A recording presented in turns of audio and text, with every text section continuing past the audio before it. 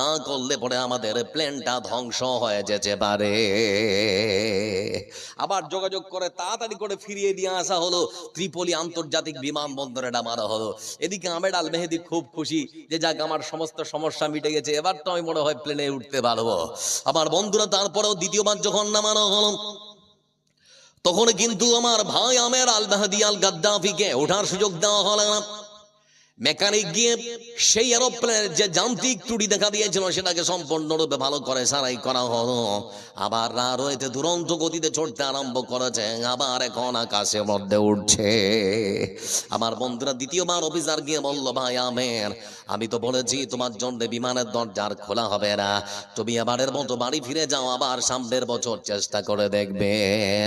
আমার ভাই আমের আল মেহেদি ডিডি বারবার বলছেন, অফিসার ভাই শুনে নাও, আমার ইচ্ছা আল্লাহর প্রতি আমার অগাধ এবং বিশ্বাস অটুট আস্থা আল্লাহর প্রতি রয়েছে যে মহান সত্তা আল্লাহ রাব্বুল আলামিন আমাকে আমার বাড়ি থেকে আন্তর্জাতিক এয়ারপোর্ট পর্যন্ত পৌঁছে দিয়েছেন।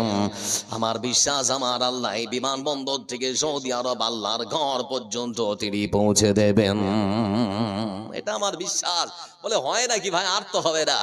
কিছুক্ষণ পর বন্ধু আমার আবার সেই বিমানের পাইলট, আবার সেই এরোপ্লেনের পাইলট যান্ত্রিক ত্রুটি লক্ষ্য করেছে। তৃতীয়বার আবার সেই জরুরি অবতরণ করার জন্য অভ্যন্তর অফিসারের সঙ্গে তারা কথোপকথন করলো, বিমানটা আবার এসে অবতরণ করলো।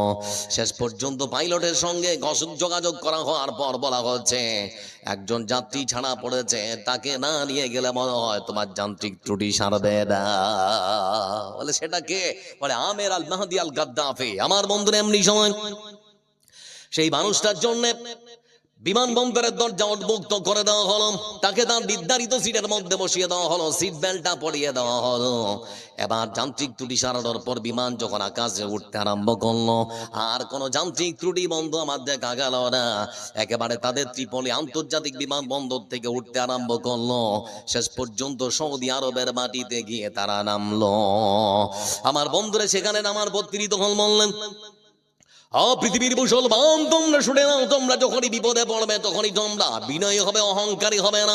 তোমরা যদি আল্লাহর জন্য বিনয় হয়, আল্লাহর জন্য তোমরা যদি হয়ে যেতে পারো, তাহলে পরে শুনে নাও মহান সত্তা আল্লাহ রাব্বুল আলামিন তিনিও তোমাদের জন্য হয়ে যাবেন।